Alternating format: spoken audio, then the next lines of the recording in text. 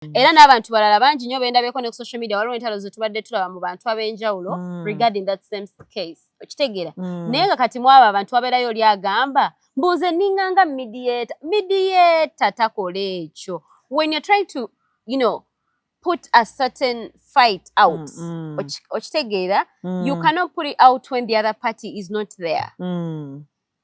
Obofuna bulungi. You do not be a transporter of words. Ebigambo bikuyita your poto. Your poto. Ebigambo biyita muggwe ne bituuka ku ludda lw'eno. You cannot be in that kind of mix. If you're really a mediator, if you're really a friend, Esther, first of all, if you're trying to resolve our issues, it shouldn't be in the camera because people are going to take it. Everyone is going to take it differently. What are we talking about normalizing? Maybe sometimes it's like content, maybe people are going to view it, people are going to see. But at the end of the day, when we come back into normal life, let me tell you one thing. Life on social media is lived for a second. Life on social media is lived for a second. Or my 1 second like that. That is life on social media. That's life with people that we don't know. Yeah. So, tugenda kutandika. Yo wanda bikantya. Nga bulijjo. Awuma kati ne ba maroon eba red. I don't know ba maroon oba red. Sichitegeera. So, ndaka black hana design nzi. Najja kutya. Omanyi, I've realized empewo zewaffe. Chaka zaagala mbeera omu ku abo abatalina nviiri. Matilda nsibe enviiri omutune gunnuma. Leero nazisibye jjo nasuze bwenti. Nga teweebase. Wenkala bwenti ng'omutwe gunnuma. Wenkala ndi banne Matilda buli wensi enviiri nze kankubuulire olaba ezo enviiri z'olina ogulagwa omusono gwampitako. Nze emisono mingi nnyo egimpiseeko lwa nsonga ejo kunnumya. Nze sikola nviiri ennumya kubanga siba ginsibira bwereere. Bwengenda mbuli wange omayize nkiwulira nnyo ku kati nga gwe bongamba mwana nasibye enviiri ezinnuma. Nze bongamba ekyo sikyetaaga kumala kutuuka mu mutwe gwange. Kuba nga ba Esther zimulumye olonze alina akajanja n'ekyejo. No, ate tebiriiko nti edda abantu bagamba musimanyi omukono gwa gundi gwegulumya. Naye ngenda nendooza nti oluusi ne scalp etuuka nebanga eri frustrated ogitulugunya nnyo. Naye Matilda okimanyi mbadde ntuuka okusiba enviiri. Ekibadde kimbeeza nga ngenda ne adjust kombe nenzija nga kye neewala kyekyo neeweemu space. Kubanga nze emabegakaawo nze muntu eyali agenda mu saloon for example nensumulula enviiri. Automatically nenkolerawo retouch. Era n'osibira. Olumu nensi sisobola kusibirawo awo enviiri oba onaasigaza ku mutwe. Nimala wiiki zange ezo bbiri nensiba. Era kati zaakutuse. Naye nenkozesa ebizigo bye sitegeera. Naye era nze nina enviiri zange Katonda yazimpa tezze kutuka nnyo kubanga zigwako ku mutwe. Kakati nenzisiba wadde kati nensiba naye omutwe naye Matilda omutwe gumbobba. Wankubidde ekiro wampulidde ng'osinda. Anyway, netofaayo kasazaanyumye naye ogenda kuwona yofi naye mwana bakusiba enviiri n'ennyama ne bagisika. Olya bagisise? Ngira bagisise ng'eyakuseera kunywezezza nnyo. Bane sobola nviiri zinnuma. Nze sibangako ku dread.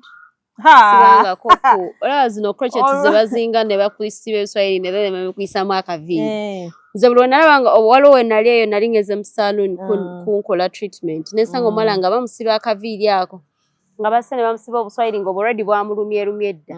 Kati nga balina okukwata eyo crochet thing bagimuyisemu then akaviiri bakayisemu then bamusike like bakasibe ng'omwala agamba neŋŋamba era ezo kacyanga bazireeta ku mulembe paka gundoza gujja kuggwako nga sizisibye. Kati olaba nze nasibako ku dread. Nalinawo ku dread. My first time. Kati jjukira dread zizaffe ezo nga buli kaseera ogaana bakola ki? Ne balooking. Kati natuuka okusumulula. Kati nze nga mmanyi ngenda kusumulula. Ekigenderera kyange ngenda okusumulula dread zino naye mmanyi ngenda kusumulula. Then nimale after some time nziremu ntekemu ki dread. Matilda bino nga si byakusaaga. bansumulula enviiri nga amaziga gampitamu. Okuva olwo ne ndayira ne wekiriba ki siriddamu kusiba dreads. Okuva olwo ne nkola ki? Siriddamu kusiba ki? Kyenva olaba nazijjayo eri gye nali nziina mu nakyo ne nziteeka mu ki? Naye kati pula ne straight naye ambobbya. Kati essaawa yonna essaawa yonna ngenda kuba n'akaviiri kaani ani waliwo omukyala Munnakenya ani mukyala ki gw'omanyi alina akasawuli naye this head of mine. Okasala akapata. Kapata. Sisasala akapata. Ate the other thing I noticed. What should I do? Enviiri ensale ziri more expensive than long hair. And my problem is not the expense. My problem is my peace. Enkwatako nnyo baba. Ekisooka kagambe kino. Enviiri eziri short tezirina peace. Unless tofaayo ku ndabikayo. Naye nze afaayo nnyo okulabika obulungi all the time. I can't do short hair because short hair ettondo ly'amazzi ne litonayo olina okugenda mu saaluuni. Automatically. Naye mbaddeko n'ennyimpi. Ekyokubiri nze saagala nnyo okwononera ssente ku nviiri. Okitegeera? Saagala nnyo okwononera ssente ku nviiri lwa nsonga nze my scalp is so soft like zinnuma nnyo. I've ever done short hair and I didn't like the experience. Onyuma only that evening oba that minute woviriddeyo mu kasaaluuni nga bava kuba ne kaspray kakyakulimu by the moment ka week kagwa wali. short hair nga mbeera nteekamu tinti ow'enjawulo. But now time netukeserenga ne kati essaawa eno ekizinjagaza short hairs not because nti oba kye but nina that hat newe mba nsibye ebiswahili oba ebyo ebiswahili byosibanga ogenda kuteekako weave. Oba wig kyonna kyogenda okuteekako si my wig eba stuff like that. Era omutwe gumbobba. Kati omutwe guno gugenda kumbobbera ennaku ng'ezo nga sirina mirembe. Nemanyi nataddemu depression, nataddemu wawaka okulaba nga pain eno ekenderamu. Again wensiba enviiri seebaka. Nze sisiba nviiri zinnuma ate sisiba nviiri zimbeza mu saloon for more than 2 hours. So tukwanizako atalk with SCS Media Uganda, amanya n'eddoboozi Lulime Esther. Please subscribe to this channel, likinga, commentinga, sharinga, tutubenga tutambula fenna. Kwebaza gwenna tulabira mu Uganda okola kyamaanyi despite the data expense. Naye n'obeerako ng'otulaba. Lwaki njogera bwe ntyo nti audience yaffe esinga eri wano. Okitegedde?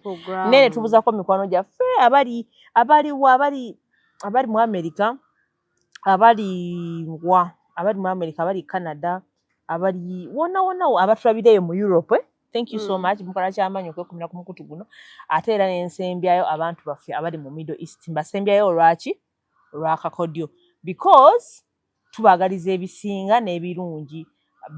Baganda baffe abali Saudi, abali Dubai, abaana bakolerawo mu biyumba bambi mwebale nnyo kubanga mutwagala. Thank you so much. Then osobola building company weeri okulaba nga esorting ensonga zino. Gwe nayagala okuzimba oba ekintu kyonna nga kikolagana ne construction. Oyagala kuzimba nnyumba yo gy'osulamu. Matilda wangamba ogenda kuzimba. Oyagala kuzimba nnyumba zo z'abapangisa, oyagala apartment, oyagala hotel, oyagala kukola renovation, oyagala kukola luzzi waka, oyagala kukolera lujja, oyagala ki? Osobola building company. Ekikwatagana ne construction osobola building company. Kakati wano omukisa we gujjira nti omwana ali mu kiyumba. Abaana abo bambi basingo mother bagala okuzalira abaana bagala okuzimbira abaana baabwe amayumba. Bagala okubaka ebintu bye batandika, bagala okuzimbira bazadde baabwe ennyumba, bagala okukomawo. Bagenda nga bakoye emizigo. Kati bagala kukomawo nga bayina ewaabwe. Bagala kuddira mu maka gaabwe. Abasajja basusse obbalangira. Oba kitegeera ekintu ekyo? Kati osobola building company yazo bakolako ku nsonga ezo. Kasitoba n'ettaka. Okitegedde ekintu ekyo? Ng'olina miliyoni 2 z'omweki mu ngalo. Tandika okuzimba nawe osobola building company. Anti buli wonaafunangayo akasente muteesa mubeera mwongerako. Because olaba bino ebintu bye tubeeramu Matilda, noga nja kukola ekintu kino n'olinda miliyoni 10 oba olweza bweti miliyoni ey'omusanvu. Ate olinayo omulwadde nga ozitoolako. Okakananga ekintu ziggwawo kati n'ekintu kyewali oziterekedde ki. Naye wano oba watandikako mpola mpola obeera na motivated. Olowooza ndi gine 10 kanjitereke njagigattako liri 3 5 nga weereza osobola building company. Antereko kyonna kyaba nteredde ku nnyumba yange. Kugamba obeera nga naawe oyina ewuwo gw'omwana ow'obuwala okitegeera ekintu ekyo then omanyi siba ku bakyala then gw'omwana ow'obuwala ng'osiibwa wansi oba ng'ovaamu ekiswa ekibi omanyi tutambulira wantu wangi tukola tugenda mu latrines ng'ezo ne tuyoola agalwadde weegatta nnyo nakyo kyogedde weegatta abawala by the way nekisinga obbawunyisa kwegatta nnyo n'obeeraawo nga wata weegatta nnyo waloga yagenda n'aŋŋambo ekibaleetera abawala okuwunya but every guy that comes in you releases nga bwe tuwunya mu we all smell different. Ochimanyi? You do not smell like me, like your natural ngovude ku perfume and deodorants, but your natural scent or ekiswa eky'omubiri gwo tesayafaanana na kyange.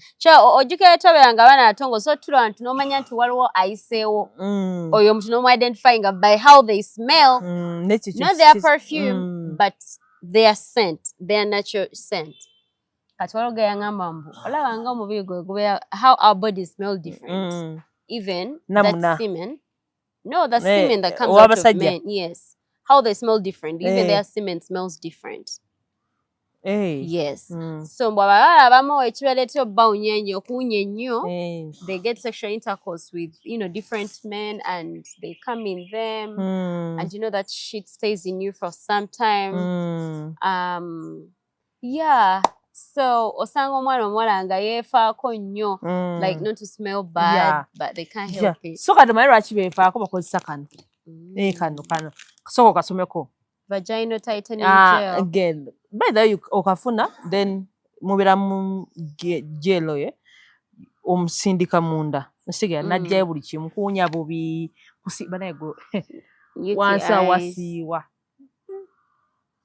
wansawo bano abantu nga omanyi kati nze n'abantu abalala kale people have different skins waliyo omuntu asobola okuba mu latrine n'atasensingirawo nti waliwo ekimusiiwa for example zino gunze tugendamu eziri public but gwe n'ovaayo ogendayo bwoti oba ofuluma bwoti ekintu nkifudde nkiyodde so kakati gwe osiibwa wansi owunya bubi okola ki take this for yourself omwana ow'obuwala ate by the way bakubeera balina products ki mpitirivu by the way obugundi bulinga buboola obuteekayo byonna ne bivaayo byonna ne bivaayo byonna ne bivaayo ne bivaayo ebintu ebiri proven healthy yes bulungi nnyo yabiri imported from China ate ebyangwa si bintu ebyo kitegeera ekintu ekyo so kefunire kano ka $5,000 though they have other products obakubira ku 070553 nobanga weefunira ekintu kyo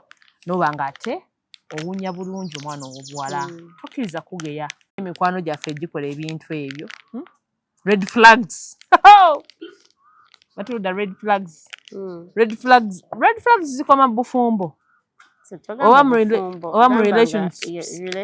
No, red flags are everywhere. Ne ku mulimu gw'okolako waba omulimu weera gw'oba ogenda okufuna n'olaba signs ezitali ntufunaga na osijja beera osiwa kyogera red flags nyingi nnyo kale tugakoga ku red flags z'abaaki mikwano abantu bonna buli mbeera omenze siko wabyoogerako because let me tell you sometimes you can obeeraawo and people always ask you, why do you guys only like, it's like you mostly talk about relationships, talk about men and women, stuff like that.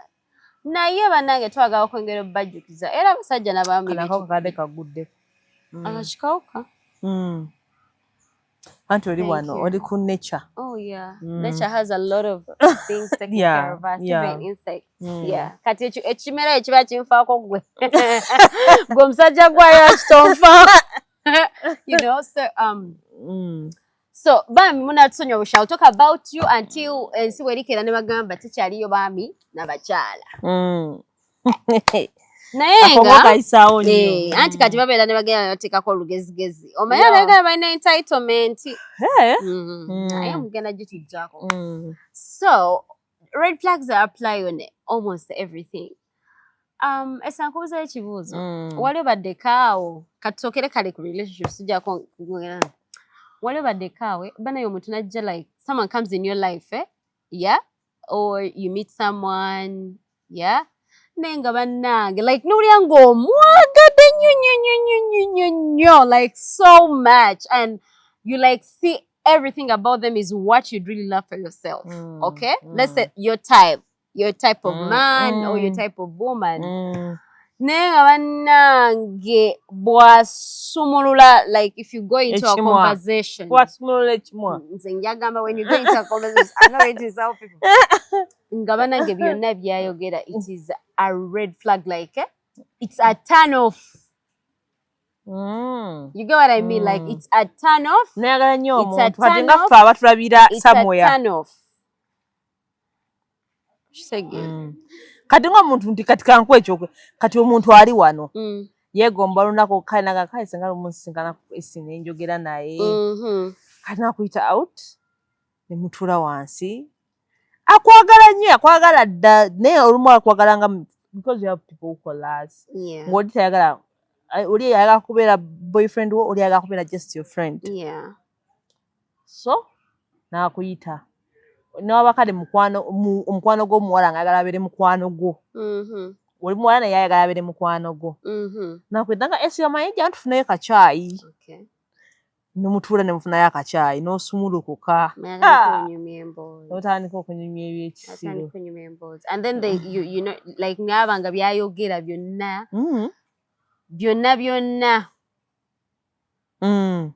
bibi These are one thing I noticed, Esther. Red flags zivaringa ku values za buli muntu. You know, like our values. Waliwo ebintu byosobola okutwala nga zisobola bitwala. Waliwo nzi binsobola okutwala nga tosobola. They depend on the values. Kati nganze personally nganze mati. I wouldn't really entertain. I don't think I can entertain omwala watani kukunyumiza embooze. Ngobadde oli muwala ngoze like to become my friend. No, you're getting you could be very sexual. Kati no ebyo like kwegata gatoko ate nga toli chali kati estoranga we tuli waneno tusolo byogerako. I know I will take offense. But I'm talking about a friend like omuntu nga mupea in your life, like you met at an event or you met in a workplace or you met anywhere, like they are new in your life and then you decide to go for a lunch date or you know a cup of coffee. You know, coffee, do something like that. Natandika okunyumya ebiboozi na kunyumiza abasajja beke bakanabo, you know certain things nga biri so naga gundi yandya no chikujjako nze kinzijjako. I wouldn't want to put myself around people that are so perverted. Kubanga let me tell you. Wabeewo moment yobeera mu bulamu bwo Esther ng'oyagala nnyo enneema omanye nga ulya Esther nga oli by the me I'm telling you these things Esther okyaza nnyo n'abantu abali spiritual otuuka nga there is a point in your life waliwo omuntu yangambye ava kuwanika comment nagamba channel yagiddugako lwa spiritual conversation nga goodbye. So, but Esther, oli more point like you're in a point in your life where you just need everything to be nice, everything to be clean, everything to be, you know, nga teri toxic, teri, okitegeera. So kati nga ogenda leeta omuntu oliawo mu kiseera ky'olusoso sinakusabako omwoyo akujjudde then omunatandika okugamba agantu that's not what I want to hear like right now. Okitegeera nga sigano byayogera bibi nnyo kati that can be a red flag according to the state of mind gyaba kusanzeemu. Okitegeera nanga ngolaba ayagala nnyo ebibizo by'okwegattagatta ebyo oba oliranga oba okitegeera oba olusinooba nga you're shifting from a certain lifestyle moving into a different one and then someone keeps on naleeta ebintu nga akudraginga back. I'll give an example. You're obadde mu bulamu bw'okubenya ebbaala onywa nnyo, you know, and then you get a friend or you get a partner and all they're just is about, oh, when are we going out? We should go out. We should go to this bar. We should go to the other bar. Oh my God. Nga obadde ogezaako, you know, to get yourself out of that situation. Ogetingeko mu mbeera gy'olya nti eri peaceful. You know, you need people that are calm. Nga twagala nnyo bantu bakyankalanya. Okitegeera. kati oyo muntu wajja that can be really a red flag kuba ogamba ebyo mbadde nkoze eki mbivuddemu mbirese kati njagalako ekintu ekiri different oba okitegeera so eba red flag.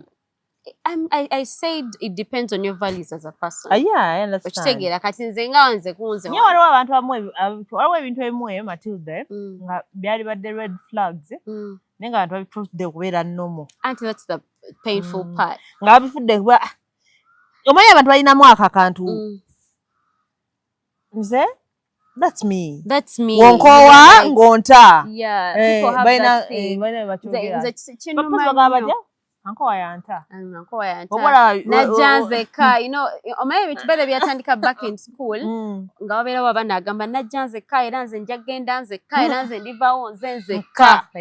Okitegeera, so there are those people and it's very unfortunate and that it's so sad. And it's so common. Like the devil is too active that people have normalized very bad manners to really be very good manners. They've brought it to be like, yo, this is the new thing. Like people are like minding their businesses. But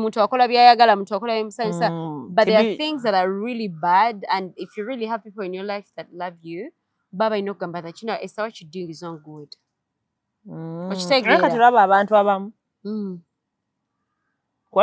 Matilda. For example, nga nkusinga. Just I'm giving you an example. Si kusinga but maybe finances. But it's okay. No. Keteza bango singa like buli muntu waliwo ino banga msinga. It's very okay wango inacho. Inga finances. Just kati abantu bamanyi abantu bo mu Uganda oba mu society muntu wangalidde. Omuntu alina mu kasenti. Bayina engeri bamutwala nabanga akola ebintu ebyekisirwe. Nenga tebamugamba. Bagamba kagamba osagadde ekintu ekyo nakola ebyekisiru ayogera nga bwasanze avuma ne banne ekitegeera because all in the name of munange mukama waffe our boss omugagga ekitegeera and people have really normalized that behavior naye nga nze kangambeko kino ekintu ebintu bikolebwa ku bantu abatali independent ate abaagala nnyo okubeerawo abaagala nnyo people that really baagala nnyo attachments ayagala nnyo abeewo nga alina ekintu kyeyekutteko mbeerawo nga banga maze alina emikwano egisinga you know buli omu mbeerawo nga agamba oh Matilda is so lucky you're Esther's friend Esther, me I cannot think that you did me a favor to be my friend. No. And I cannot even think I did you a favor to be your friend. Okitegeera for this relationship. No one did a favor for anybody. Okitegeera. Ne wali aba abantu abalowooza nnyo okulowoozesa bannaabwe nti babakoledde favor okubeera mikwano gyabwe. Nti yamuyambye nnyo. Webale nnyo ate nga waliyo n'abalala nga gamaze Esther oli wampukisa nze okuba mukwano go. There is nothing like that. There is a reason why we are even friends. Especially when tetwazaala ffenna tetwasoma ffenna twesanze ki bukulu kitegeera kati abantu abo bwe batyo bebakwata ne bateekamu eyo mix ne babateekamu ekyo ekirowoozo nti bannange ne batandika okukola bino our boss those people and me I think they have an enslaved kind of mindset nti bawulira baagala nnyo abaddu okitegeera nze nga kubwe neemanyi mukwano nze you can't do me a favor to be my friend.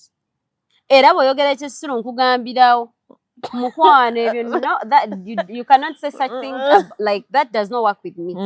Okitegeera bw'oba oyagala kubanga ekisooka tondiisa tonsuza ate nga nandiisa nansuza era tasaa binkolera naye muweerawo.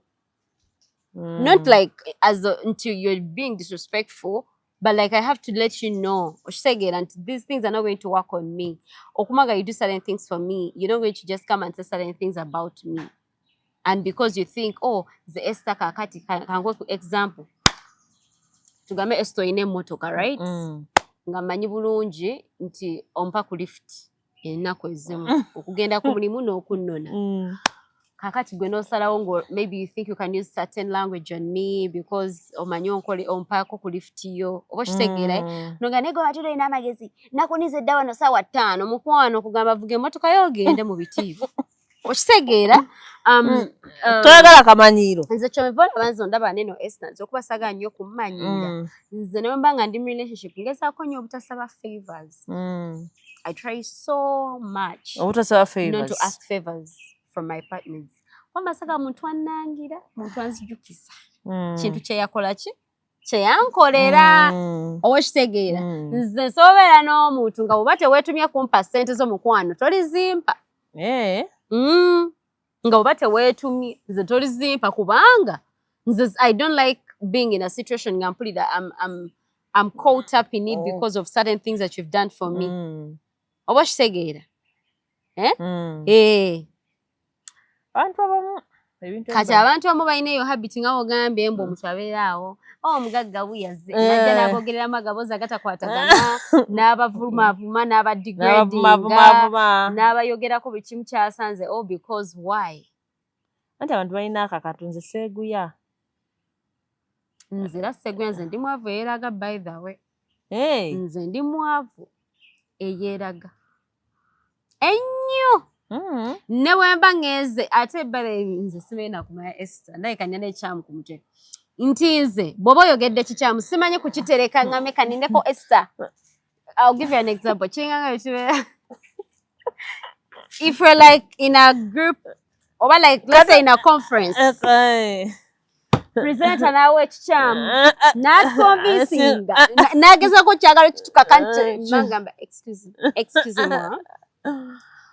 nedde ekyo si kituufu naddala nga kasajja kiyogera kye kituufu nina n'obukakafu nga nedde ekyo si kituufu awo okoze eki era nfunye nnyo ebizibu olw'embeera ndowooza Esther oddawo n'omutunuulira ate omanyi kati I'm that one kind of person kati nga bwe tugaye ti buli muntu alina valize kati nange I have my view nanze kati nze nja I look at you went nga manyi kyoyogedde kifu nzikirize. Kati nange ndowooza that's my flaw, maybe it's my weakness. Kati olabanga gwe omuntu asobola okunyiiza n'omugamba kati nze muli nina muli I'm dealing with a mature person. Omuntu ono kyakoze akimanyi ki nedda abamu abatakimanyi ate kagambe kino olabanga bw'ogamba ettina ly'abantu nga tebabagambako nti kyakoze kikyamu kati ebeerayo abantu nga beetooloddwa abantu abatabagambako olw'ensonga maybe bali superior mu abo abantu oba kitegeera bulungi nga ffe batagamba ku bantu kati nga mmwe naye ati nze byange obimanyi aba yeetaagayo amugamba naye kati ffe ebyo obimanyi ebyaffe mulina abantu bagamba amazima ebyaffe nti ebyange obimanyi respectfully sijja kugambako naye ate tuba tukomyawo okwogera ate kakati oluusi abantu abagenda kukifuna bubi owuliddeko segment abagamba let's have this uncomfortable conversation or this uncomfortable talk nti egenda beera uncomfortable lwa nsonga nkugamba mazima ate amazima ogamanyi gakaawa nti ngenda kugamba nemanyi Esther mwana enyambalo sijaagala like you're my friend but I really don't like how you dress. I think as a normal human being that like probably manyi some of your goals zoyagala okwataininga ngamba mune if you want to attain that kind of goal olina okumakinga sure nti weeyisa mu ngeri bweti ne bweti ne bweti nga maybe tokyagala but you know what makes it uncomfortable nti watayagala kola ki kukiwulira naye nga balina kukikugamba kubanga kye kituufu oba mufuna kati abantu nga wogambe nti eri abantu bo nga ye aba amanyi kyayogera kituufu kati gwe oba olina omulekerayo amanye oluusi oba omukola you're being unfair to them. Or you don't mugamba respectfully, like you don't have to, blow it out to their face. Or some guy, but you know what? No more educating. When you're arguing with them, you don't argue with them to win that argument. You are arguing to educate them, to inform them, to put them out to speed of what is happening. What you say? Kati abantu amu, bateka mweyo line. Esther abantu bangi nnyo nga bogambye nti abalowooza byayogera bituufu naye nga bifu kati ekigenda okufuula Uganda eyaleero okwenjawulo ku yeeri gye twaleka nti omuntu omuyita mu butiibwa n'omugamba but you know what I really loved how you were submitting but when it came to this part walimbyemu wayogeza obulimba wali abantu abamu ng'ebintu ebimu babifudde okubeera nnomo naye nga mu butuufu tebyali badde ebintu tebiri nnomo ebimu ate we have a problem with social media ya nnaku zino omanyi edda tutwalina social media ebintu bino twali tumanyi nti bihappeninga but the things are happening nti abantu abamu ebintu ebimu babifudde okubeera nnomo nti omuntu okubeera nga for example Owa ekintu ekimbo by'omutwe nganze omuntu oba n'abantu abalala. Ti Matilda, you know what, I'm your friend. You are my friend. I'm your friend. N'abantu mbalabyeko nnyo nga bakyogera ku social media. Kati okimanyi ddala Matilda olaba oyo omuntu soogera naye oba okitegeera. Kati abamu balowooza oli ajja kujja anti katuli wano mu red flags za mikwano nti kati oli tetwogera, we are friends me and you, kati oli tetukola ki tetwogera. Kati omuntu agambe kati oli abadde okugamba nze tosobola kubeera mukwano gwange ate ng'olagana ne mulabe wange okimanyidde ddala. Togamba eriya gy'ogamba nze kennyini bwendi. Nze let me tell you, me I take loyalty to be one of the things that by'otasobola kuzannyirako if you are friends. Okitegeera bulungi nnyo. Ate ng'ekyo kintu kiri very self explanatory. Teweetaaga kutuuza mu classroom batandika okunnyonnyola. Oli mulabe wo naye mukwano gwa yogera naye. Ofuna ate n'akulaga nti naye amwagala nnyo. Like nze nganze. Era n'abantu balala bangi nnyo bendabyeko ne ku social media waliwo entalo ze tubadde tulaba mu bantu ab'enjawulo regarding that same case. Okitegeera. Naye nga kati mwaba abantu abeerayo oli agamba mbuze ninganga mediator takola ekyo. When you're trying to, you know, put a certain fight out, okitegeera, you cannot put it out when the other party is not there. Oba ofuna bulungi. You do not be a transporter of words. Ebigambo bikuyita you poto. You are poto. Ebigambo biyita muggwe ne bituuka ku ludda lweno. You cannot be in that kind of mix. If you're really a mediator, if you're really a friend, Esther, first of all, if you're trying to resolve our issues, it shouldn't be in the camera because people are going to take it. Everyone is going to take it differently. What are we talking about to normalizing? Maybe sometimes it's like content, maybe people are going to view it, people are going to see. But at the end of the day, when we come back into normal life, let me tell you one thing. Life on social media is lived for a second. Life on social media is lived for a second. Or my ogamba 1 second like that. That is life on social media. That's life with people that we don't know. Yeah. Life on social media is, you know, people loving us that we've never seen. Okay? Yeah. I'll give you an example, Esther. Watching Matilda, life on social media is very short-lived. It's like a second. When someone comes to vibe you from social media, through social media, those people come to get to you and they think you're perfect. I'll give you an example of why I say that life is very short-lived. Life is moving on smoothly for you. Like, avantaja na kwana Esther through social media. Oba na abade inspired by the person you are on social media. But they're falling for you for the few minutes you speak. You get what I mean? Actually, for a minute. For that minute. Or sometimes it's a TikTok, like someone cut out and it's about 1 minute or 2 or 3. And someone feels sorry because of certain words that you said and, you know. Oh my God, I think she's good in this. Yeah, she's good at that. Maybe she's like, but that's not Matilda. Yeah, maybe that is part of Matilda, but that could not be the real me. There is, no, not even a mood, like, I'm set for that. This is a set. We're on set. You brought up a topic that I well thought about. Who knows, I even did research about it. Okay?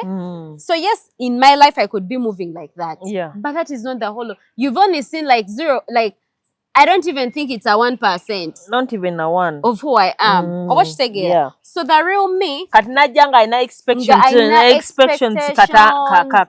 they've envisioned you to be a certain person. Yes, of course. What I say here is 100% my values. Like, I don't say anything here that I can't do. For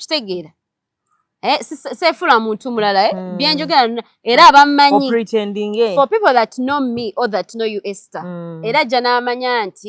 Or you know Esther, that is exactly who she is. That's exactly. You know what? In a normal conversation outside camera, Matilda batu bagenda okwogera on that specific thing tagenda chusa kigambo. So why I tell you that life is very short lived. Nti abantu wano ku social media batuwagana they do not know who the true people fenga fe wetuli bwe tufaanana emabega. Okitegeera kati wojja n'okwata mb'ogenda ku resolving issues z'abantu. Remember when you're resolving an issue, when people are having a misunderstanding, people pull out their whole realness. Nti omuntu bw'anyiiga, you can't pretend when you're angry. That's one thing for sure. Okitegeera like esa oba onyiize tosaga nti kanyiigeko katini sijja kwogera bigambo bimu bw'oba onyiize ogenda kuggyayo obusagwa bwo bwonna ogenda budisplayinga. Kati tosaga mbu you're trying to resolve issues, you're trying to be a mediator. Ate oli taliiwo. Ate oyagala what are you trying to mediate? Obanga ageya. Oba okitegeera esa obanga oyagala okuresolving ezo Brian. Put us aside. Let us say our business. Let's resolve it. If we're willing to talk about it in front of the camera, tugambe au tujagamba. Ojana tuza. Is it okay if we talk about it? Because maybe people think you guys are still mad. Or you guys people think that mwecha watamcha yogera ko na dada. Then we'll come and we clear that air. Mtiye munange. Twogera by the way Esther jana tuzane twogera bulungi by the way ensonga zava kuchino but we now all good okitegeera nero zangamba mbu Esther oli mukwano nga nze Esther tosaba ngo oli mukwano nga ngate ngo oli mukwano g'omuntu gwe saagala kubanga obanga oli mukwano gange that means I tell you all my secrets. That means I could not tell you all my secrets but I share a lot of business about ate kizibu nnyo okubeera nga tutudde wano nga toyagala gundi oli notamumbuuzaako oba netutayina at least wabawo dots ze twogerako no ate yayinza n'okikubuuza naye waliyo abantu abakema naye nga tumanyi nti bakema nabalabye ne gundi kombe takubuuza takireeta nti akinako obuzibu akireetanga azifu yabalabye bulabi naye ng'agala ogebeeko ky'ogamba ate abadde tugenzeeyo gundi abadde agenzeeyo gundi nabana ngagenzeeyo nga genze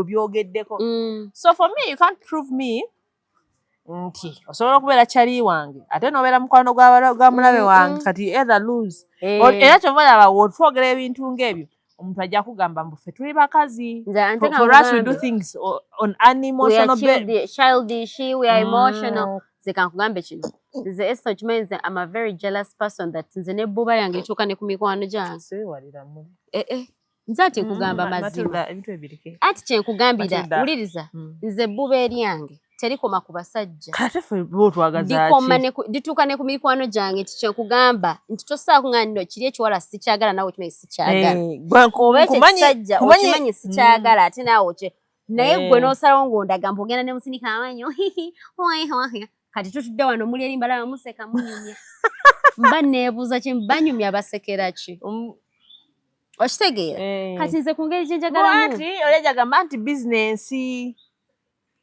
kankola ekyokulabirako ekirala makyogere ntya kati waliyo omuntu gw'olaba kati nga tugadde twogera ku content emabegaka ng'oyajagamba nze nti oli nze kati wano ndi mukukola ssente it's content you know it's content. No, if you're doing content, let it not be about me. Hey, let it be other business because that's your work. I can't really interfere with your sources of money. But when bera mukola, don't mention Matilda anywhere. You get? Chaza muntu o Brian.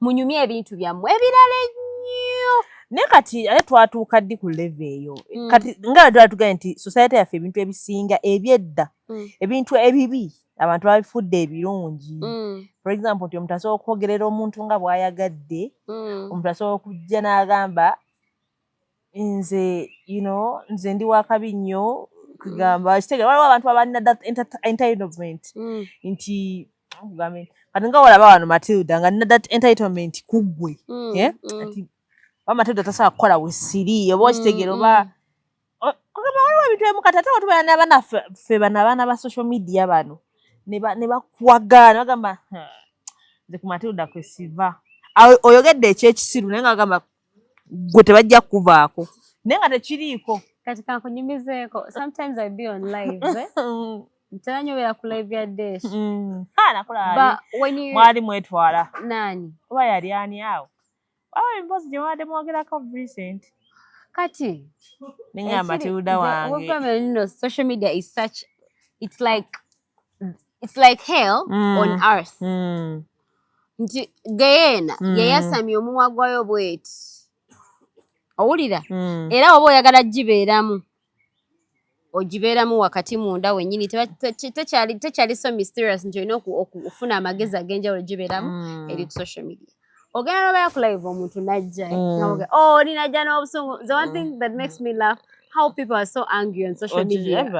Kati omuntu ng'ajja ng'awa submission, oli n'avaayo n'omuliro n'avuma n'ekisinga okusesa. Ono waba nga badde azze avuma. Nga kati eno mu comment section. Like it stretches in like, okitegeera? No, oli natandika okugamba nze kati ndi tiimu Esther. Nze ku Esther kwesiva. Naye nga Esther owulira byayogera banange biri so off. Like so off. So kati mu social media kyendabyemu. They give false impressions, and people there are not there for the right intentions. They're there to social media. It's over ediators. So ejeniza gikunywa. Social media inge muno omuzimu. Njera gambo listani ali kunsa atambula. Amara achinga ante yalinga nomuza. Aina engeri alowoozesa abantu abali ku social media abamu abalina abakoze ku kumanya nti abantu bano ababeera ku social media nagamba nti esigwe siva nti babaagala babeera tebabaagala. Social media we nagitiira nti nzibu leero oba darling leero oba darling ng'okola bintu byo oyogera ku basajja oyogera ku bakazi kati abakazi awo nga bakola ki bakwagala you darling kati nojja okola error noba ng'olina wooli just by mistake nobaako submission gyowa kangize kati nga gwe bayita ku live nabaawo ebijjawo gwe nowa submission yo nga gwe oyagala oba oli n'akasalamu oba kitegera bulungi kingize oyogedde ku nga wonayogera ku Kyagulanyi just know your point of view oba ekirowoozo kyo nga oba n'oyogera ku anyone naye nga naye darling mu bantu atoli najja n'akasalamu n'akateeka ku TikTok omuntu ena abadde agamba ng'eno ku mu comment section yo my baby banaye kugwe kwesiva ojja genda ogenda ew'omuntu asalamu waliwo abaana abasalamu content you know ku abasalamu lives ezo ojja kutya omuliro nga baguwanda toyagala oyo yennyini akuyita darling ngeri agamba embizi ng'akuvuma no kati olanzi kye nategeera kiki kino Esther nti obeera ng'oli ku social media ng'olina ky'oyogera tokyogera abantu kujja kwagrowinga naawe okitegeera you come to speak what you speak just for yourself and maybe to share your opinion. Whoever thinks it doesn't matter, simply don't watch me, don't like me, don't comment. About you but if you come with expectations, nti ogenda kujja oyo video y'abantu bakwagale bakupraising bagambe mama ffe tufira ku Matilda mukwano ogenda kukola error. These people on social media are not real.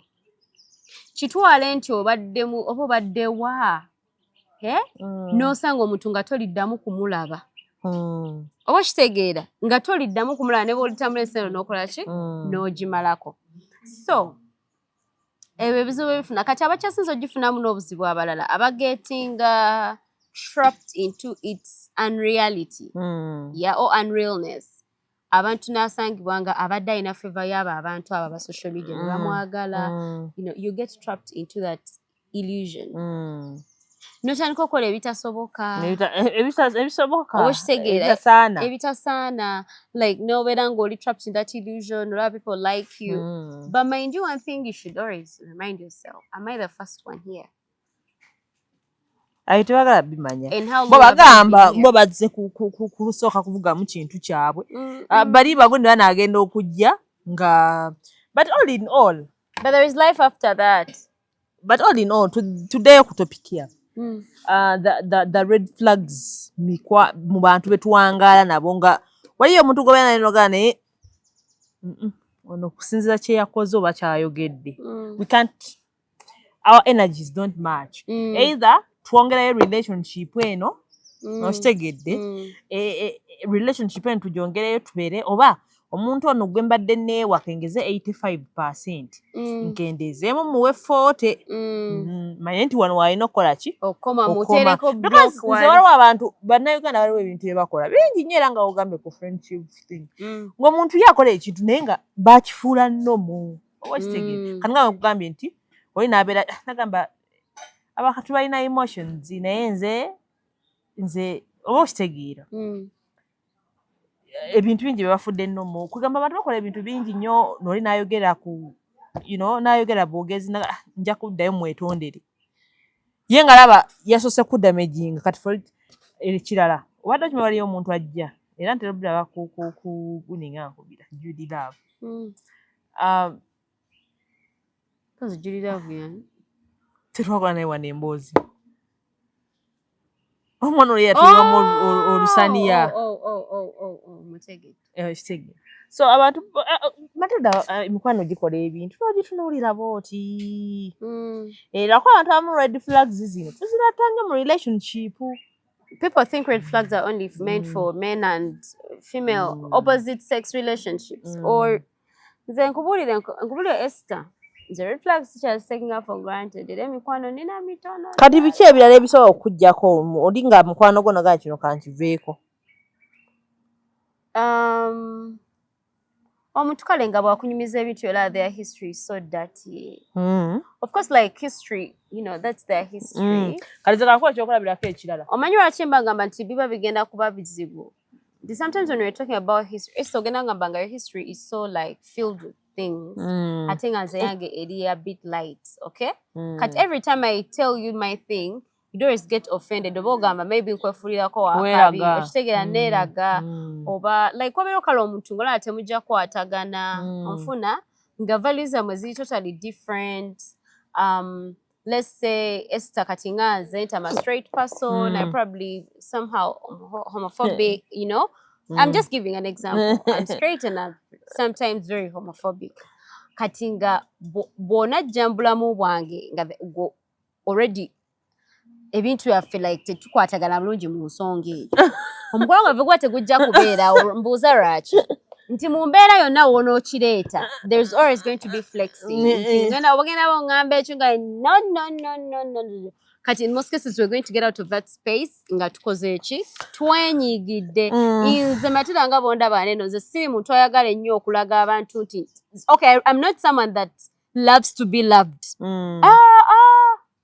nze saagala nnyo kunjagala nno abantu bawe ebibye you're straightforward I'm very straightforward I'm not one person that kati Matilda is my friend naye we are wayogera straightforward abeera opposite nange nze kati ye kyagala nti straightforward ate nze siri straightforward nze nja kunyigira bunyigizi ndemekogera naye kati nze ondaba neno mu kubeera very straightforward siina nnyo bantu banyigidde mu bulamu bwange I don't have grudges on people nze bw'okola ekintu kisiru I tell it to you ASAP that is not going to work here extend like go far away until when I get kati fe tukola abalabe kati gwe anti buli woosirika kikubeeramu you don't release it oli omuntu tamanya nti akunyiiza so they will keep on doing it and doing it and doing maybe I it should learn ogambe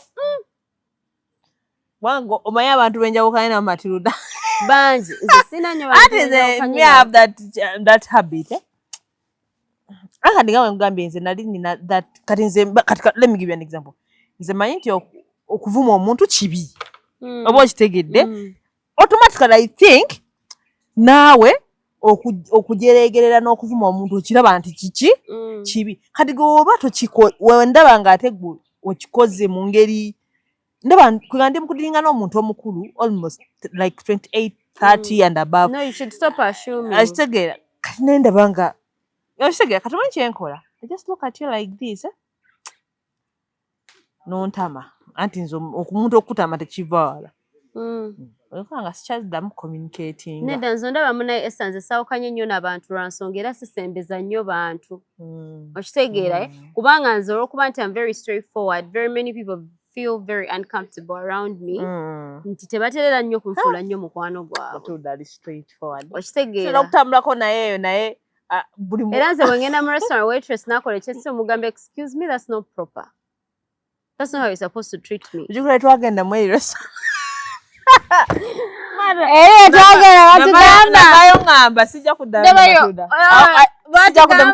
Excuse me, you guys were requesting you go and sit there. Restaurant. Ngani go basitula. N'ogamba ekifu kiyiriza buli tukibeera. Olwaki obwedda temuteekako ekipande. You wait for us to first sit. Tugenda sooka kumalawo bye tulya. Nene Matilda. Nakutunuulira nga Matilda. Baleeta ne manager. Kati nno okyali awo. Otwali kuki? Otwali ku trip. Noyokokayanira room. Mpozi yali ya shishi nga yagiteresa. Mpozi iyo byali biteweze mbyerabira. Omanyi Matilda. Wagamba twera kusulamu hotel. Bize nga Matilda. Tugenda tusula wali ffenna. Kasa kintu kya nnaku 3. Kasa kintu kyali kya nnaku 3. Onda mu bulamu wange. Nenga golaba kizibu. Nese otwepanga mu room. Kakugambe kino. Ondaba Esther. Twamala ate twanyumirwa. Tugenda di out. Tufuyase twagenda December. Ndamune tutambula bupya. Esther nzo ndaba waneeno. Nga wangambe me am a very straightforward person. Simanyi okulimba. Okitegeera. If I'm to organize a trip, okay, I always make sure that the people I'm going with are going to get the best. So I'll come and tell you, you people, here are the options. I'll tell you there is this option, there is also this option, there is also tugende n'eriwa. Ofuna nzera mbeera njogera nnyo mu moto zange when I'm organizing trip. Me, I don't move with broke people. Saagala kola trip n'abantu bakaaba ssente. Saagala. Dabayo nedda. Tetwakomaoko twali lumu mu bus. Ate no endagane but ate basi nakola ki naawe bakuyisawo ku mmere nedda ekyekyekya kati wulira ati era nkugamba nti wabanga okutta abantu abakulu n'obatwala njagala wampa obudde nga nkunyonyola ekintu Esther. If you've taken big people for a trip, okay, your ways of communications era jjukira twabanga kweyo trip ngamba bagamba why don't you communicate in advance? Okitegeera. What makes you think I'm going to be comfortable eating from that place? Why are you thinking for my pocket? What if me I don't like that space? If we are grown-ups, okay? Gamba Esther, nabalala, this is our plan for that day. Onfuna, jireto jiteka okumeza. Yitamu bantu kubanga gwe organizer obakale you have a person helping you out. Bagambe, guys, this is our plan. We're planning to go for this spot. We're planning to go to this spot. We're going to play to this spot. Boba tuyagala abantu bakuteeseza nga you are dictator in a making. Nganzi. Onfuna. Oja kujogambe, guys, from here we are going to gerezewa. We're going to go to a restaurant, okay, to eat food. And everyone, what are your local? There is local, there is, fast foods, there is, junk. There, is anyone having anything? Elia ina chabuza. Oshitegeera. Kati abuza wabannange. Nizo lira ke wala nti nedda. Fena tugenda kola ki? Kulira. So when someone gets out of that place, jaba tuddemu. Abo obwongo babutegese bulungi tuwenva wano bantu wala mu kifo ky'essaagala nene gino kola ki? Okulya. Si kubanga ontuuzizza mu mmotoka. Onvuga. Nkubuuza bana emuntu alawo. Nti tugenda kulya mmere ewa. Why are you taking me to eat? Onkutte ontuusizza mu kifo. Nti bana kakati tutuuse tugenda kuliira wano. Excuse me. Nze besigenda bikkiriza. Era ojjukirako e trip naga mugenda kumvuga muzenzi gingenda okulya. Era bwe bamala okulya emmere yaabwe ne tutula mu motoka batwala gye tugenda okola ki? Okulya mu kitiibwa ekiyitirivu. Like Esther, you cannot dictate your things on me. That is out. Me, I believe there is a proper way we can do it. Oba kitegeera. Kati ku kyokwebaka. Otegedde bulungi tewafunye. Ate nsagala muntu ambuzaabuza. Nange nsagala muntu ambuzaabuza. Okimanya ekyaleeta obuzibu. Ekyaleeta obuzibu kye kino. Twapa wano. Nga batutuusa mu kifo. Ekiri very nice. Omayize mba natudde nagaye bano nno. nga nsirisa akamanga sijja tabuka nga sinnalabako babakyusa mu kifo mulabira ddala these people are not going to make us sleep here naye ne babaleeta olwabaga ne bababuzaabuza oba ofuna otukuta otugambe tuyinza okusula ku Serena n'otutuusa mu parking n'ojja noga guys Serena wajjudde nze nayenyala kugamba kansooke ngendako ku reception babuzi oba kitegeera kakati n'ogamba naye kakati Matilda ali straight forward jabayo n'otuka n'ogamba naye kakati waliwo wanene we twafunye balinawo kale engeri it's also a good place then you want to convince us okitegeera to be in this place be straight bwe tuba tulinnya bus tugambe banaye mbabuulire tugenda naye tugenda kusula mu kifo mugenda kusula babiri tonzija Kampala ng'ondaga ngenda kusula nzekka ate ondage nti bwe ntuuka gye tulaga ku destination ongamba wabadde olina sulaweka naye kaakati wabadde olina sulaweka wajjudde kaakati ogenda kusula ne Esther nze obwongo wange si bye bibaddemu ebyo nze mbadde nze kwebaka kanyugenda okugulu okulanga kuteeke oba kitegeera naye you slept well no ekisibu si kya how did I the point is don't switch me okitegeera ondeetera trauma you might traumatize me from there I might go there to spend my money and I come back like with all my money in the pocket because I'm so pissed Esther olizo ba webasete wali kikucha kulime twali siya kulime but omwoyo go si musanyufu ovayo gabana kale chicho yagala kyolwanyisa nze kyenjagala kikino if I'm ever to deal with people let's be straightforward bobo manyi budget yaffe ntono tugambe bannange budget nchi ntono nejjukira aba batu twalaga number one options nemuga but there are better hotels like we could go to this hotel nga nebe ndiko bamanyi kati nze ngamba nyiza bunyiza oshege nefuna n'amasimu nekuyo abachali bange bannange you guys who are this side what is the name of the other hotel njatenedda boba chimaye bulungi serere tutulachi kati kyogamba joy tosagumikiza not even as there but kati waliwo ebintu nze kati olaba kati nga nze wenkugambye kati nze wendaba like that chaos nze mbeera mu kiri just be truthful Esther ati mbeera mu kiri kyennaku 3 nnaku 2 olwoku 3 nja kuddayo waka neba nzize nga ngamba these 3 days are going to be a time of my life I'm going to go back home I'm going to note it down onfuna nzizo ngambe Matilda when you go there you're going to find your own hotel what if madene chibebi change chengendo kusanga eyo munfo obanga nakigambe hey you know I'm going to be coming let's say to Ginger and I'll be in my room okitegeera nti how are you guys going to accommodate I'm going to have my own room you know these guys have organized everyone have their own room and bed njoka sasa ya sharing ngati no sharing ogenda kusanga katimba 3 kakati tudde mutuuka ku kifo omusajja akuweereza hey how far man tutuuse Ginger deal zo ziba zigudde onyingirira mu ddiiro okitegeera omuntu n'ekirala oba making okube looking a very unserious okitegeera oluusi ofunye omuntu naye nga nonogooza meeting naye walugezigezi hey Matilda you next time don't tell me such things next time don't organize me are those the kind of people you move with oba okitegeera so just be honest Esther like all our going trip gwanga Matilda negamba Esther abantu balina obeera straightforward omuntu mugambe bane tugenda naye buli omugenda sula bameka oba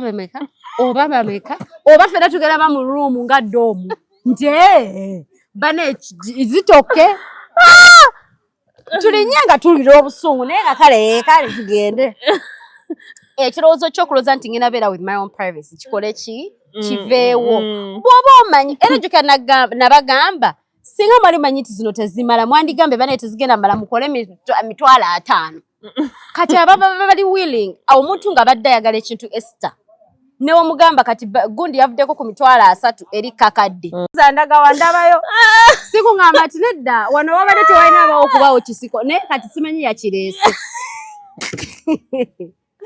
so okitegeera Esther abantu eyo giresenga example we're talking about being straightforward abantu olina okubeera straightforward n'ogamba abantu what your values are atazaagala don't come okitegeera nze siri wanene ku invitation nti nataddeko who wants to come in konkona no if you're not in agreement with my values let's all live our lives. Tebanzala nawe sakuzalibwa de. Oshege. Mbajiba mikwano. Leka mikwano go jimanye Matilda tagenda mu bbala. Oba nfuna. Kati wola banga mbowa okuba tisigenda mu bbala olwokuba sinywa mwenge. Funa abana akola ki? Abana jja mu kalibayo. Bwaba musajja ng'omanyi nti no Matilda gwakuyitirirako yeepa. Kati nze olaba ekyakisala ku mikwano. Ku bantu abamwe not ebintu abantu bafudde comfortable.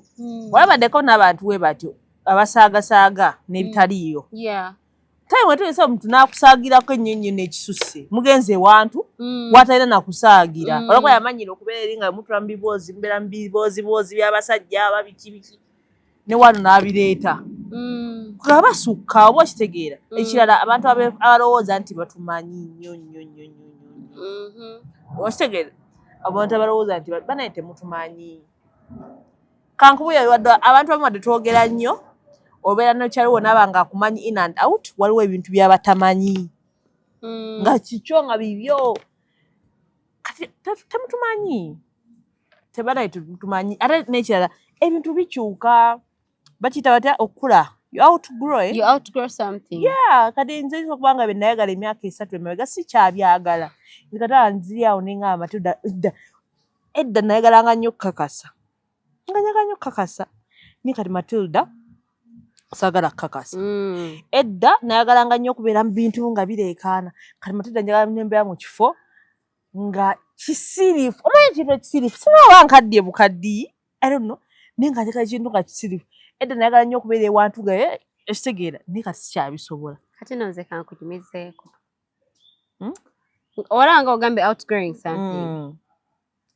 Nze waliwo gaya yankwana. Owulira? Nga nkubira amasimu. Ng'obyagala? Kati oba obeera n'emikwano gyo oli n'abuuza kati ng'abeera alaba essimu ekuba like from the same person ng'akubangako nagande baba ono kiyeetadde mu buzibu Matilda konze kuki ye gwalika amutegeera bulungi omugamba era alayika tanabakola ki omutegeera nze saagala muntu antijjirako kati okyagala kajibe mikwano no sikyagalangako nedda mukuso we nali omuwala omuto nga sirabangako nali nga nkyagala because I used to think that was love okitegeera but it's not love okitegeera ne woba mukwano gwange Esther nzo mikwano ejilove bombing sigenda maaso najo do you know those friends jofuna nakwe oh my god Esther oliwa let's go to this place let's go for that let's go that's love bombing kitegeeza lamuga yabamugeze ko outing afunayo mukwano nagwageno love bombing gwa ku dumping eno mukasasi okanya gaba nange you go Esther nga no longer come at my place yeah ngakati ayino mulala gwakola ki ate mikwano ejilove bombing ne mu relationship zaabwe bakola ki balove bombing kati gaye mwakola mutya oba nafuna omusajja analisaako yongerayo naye kubanga onkubira amasimu ag'okumukumu onyumiza ki what are you telling me okitegeera bintu bingi nnyo tubitugera nga tukowa bannanga abantu bakowa naye ebintu ebimu tulekerawo bifula nnomo n'okubeera nga mbusimanyi ensi ekyuse mbusimanyi nawe ebintu kati byakyuka mukwano nedda waliwo ebintu byemulina okutegera kale wadde ebimu byakyuka naye nze nasigalayo saavaayo oba okitegeera yes so ebintu banayeolabera mutu nga anyway byebyo bye bye naye ng'omwana w'obuwala kana akantu okeetaaga you guys this thing is called a vaginal tightening gel mubeera awo ne mweteekayo emmwanyi ne mweteekayo enfuufu katungulucumu this thing that you see here garlic buli kimu bakiteeka buli kye bagamba naye nga gw'omwana naye kankugambe kino Esther n'oba naakuwa kano akantu nga weegabagaba nnyo togenda kufunamu omwana omuwala omubiri gubambi ddamu ogwagale you know what Esther one thing nze kintu kye nategeera omwana omuwala bw'aba yeegaba nnyo omanyanga nnyo nti alina ekintu ekimukyankalanya waya like abeera ne mental health issue okwegaba ennyo tekuli health nze Esther sikiriza mu kwegaba ate nzikiriza my personal person is my husband's forever home. My husband's forever home. So simugabangula like I keep it with all my life.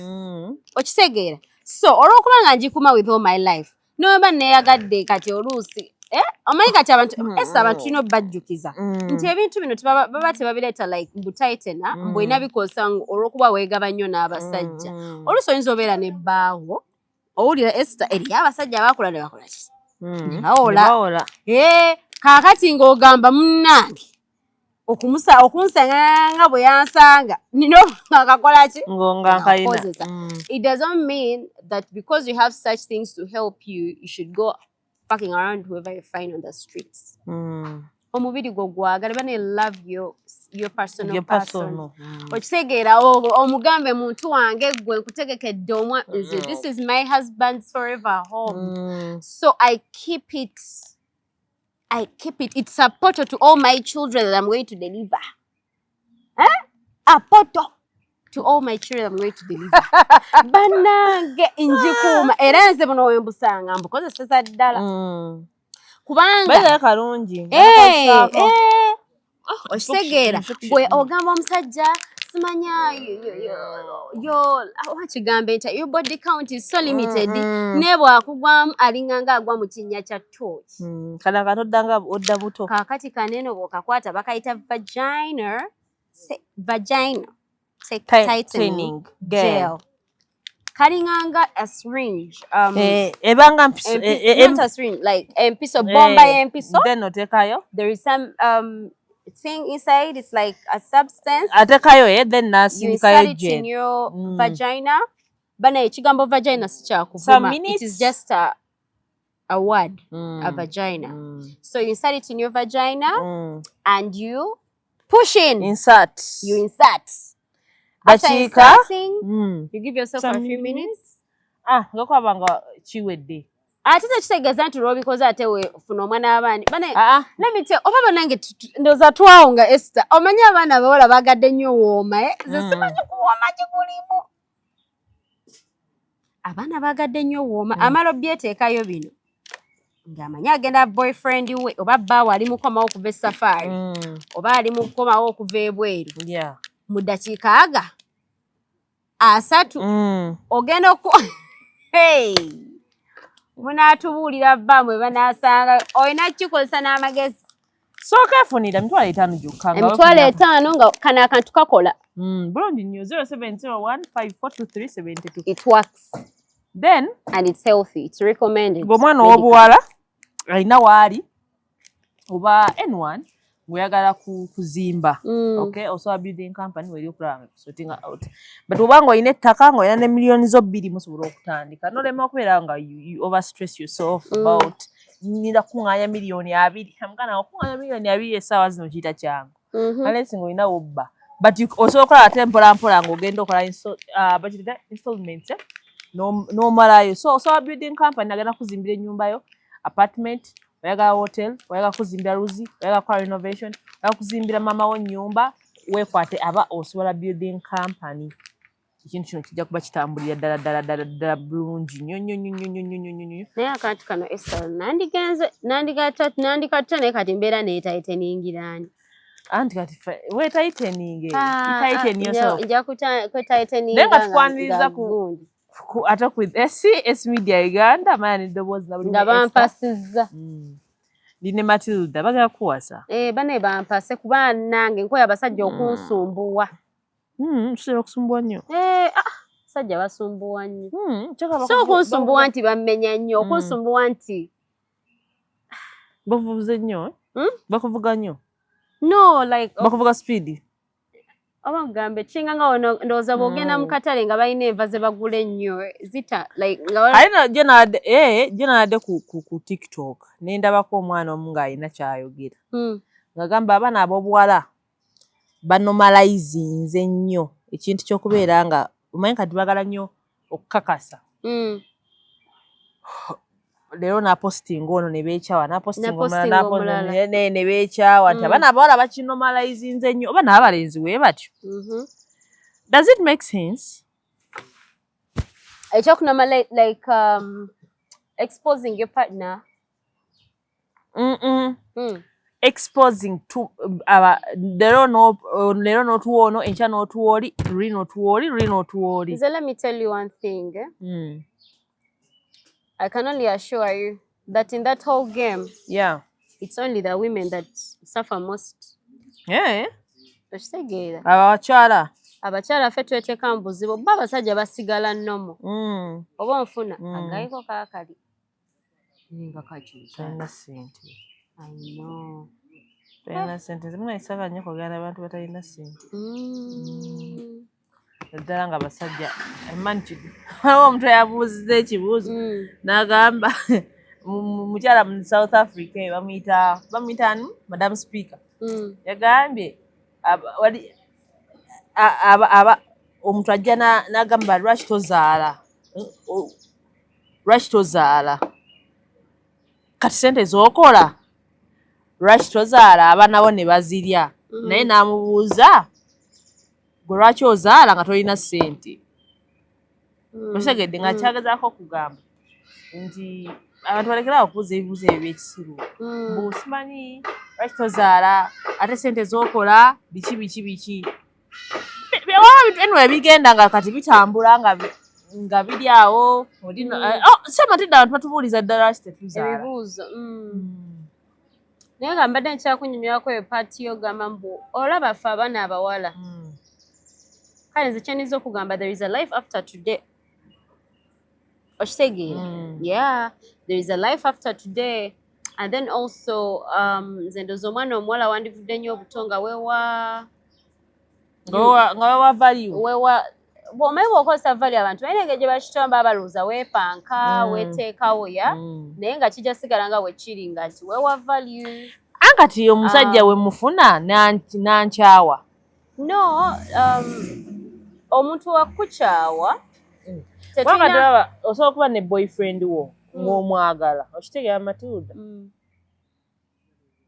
ng'omusajja wo omwagala nemwawukana kati wagenda nkya nenfuna omulala weewemu ku break teri yakutuma kwagala abasajja okitegeera yeah no one is asking you for all those guys like seriously give yourself a break like kati obuzibu buli wa obuzibu nze kyembulabamu buli wano people are no longer keeping what is private okitegeera that's the problem yeah that's the problem ffena sigamba nti buli batukyawa obeerawo osinga emyaka 5 nedda oluusi ofunayo omuntu naye n'omulekayo eyo gye wamufunira because sometimes ogenda leetaaga nti people are going to judge you where you're not supposed to be judged and even there's some people doing those same things they're going to judge you okitegeera but why are they not being judged why isn't anyone knowing that Esther you have more than one boyfriend and you're sleeping with more than 2 guys in that same month because you've kept your business private Esther nyankubuulire abasajja omusajja asookera ku makya n'ayagala abakazi bonna bayagala n'ayeebaka n'abakazi bonna bayagala n'akola buli kimu kyonna kyayagala and at the end of that day ana ending up with a very nice woman okitegeera with a very nice woman neefe abawala tulina chances ntono nnyo bba nga weegabye nnyo ng'ensi ekulaba n'oba n'abasajja nga buli nsi yonna ebabala n'oyita mu challenges zonna z'oyiseemu n'ozaalibwamu abasajja 5 n'abaana bo nga bali 5 oba 6 and you still end up with a good person. So meaning posting is a huge problem. Nature n'emyaka bannange Esther nze kankube me I'm a very conservative person. Nze ngenda kambwala nnyo mwanange omuwala naddala ku kintu ekiyitibwa dating okitegeera dating eresa obuzibu bw'amaanyi ate nekira ffe abaana ba waneeno beegombye nnyo enkola y'abazungu gye bakwasaganyamu ebintu byabwe ate nga n'abamu oluusi era osanga mu bazungu era there are people that don't agree with that kind of lifestyle oba okitegeera oluusi tugenda ne twegomba abaana ng'abaana abo abawala baana b'abagagga nga babaana b'abagagga eyo mu bazungu bo bali baddembe okola bye bakola ki bye baagala nga ne bwagera ku makya ne yeekola buli kimu tagenda kubula musajja olw'ensonga maybe yalinako aspect yaki yessente nti mugagga nga list omusajja wonna bataze olw'okuba nti amulaba alina nnyo value ali so elegant and reserved ajagamba kasita alina ssente nze akola ki nze afunamu naye kaakati gwe Esther oze weerazeeraza abasajja 15 b'odeetinze ne bebe basse nabo ate nga n'oyo omuwala aba ayagala afuna omusajja kale nga naye musajja bambi wagonjebwa nga talina nnyo kavuyo gw'okakasa ogenda kufuna omuntu oyo oba okitegeera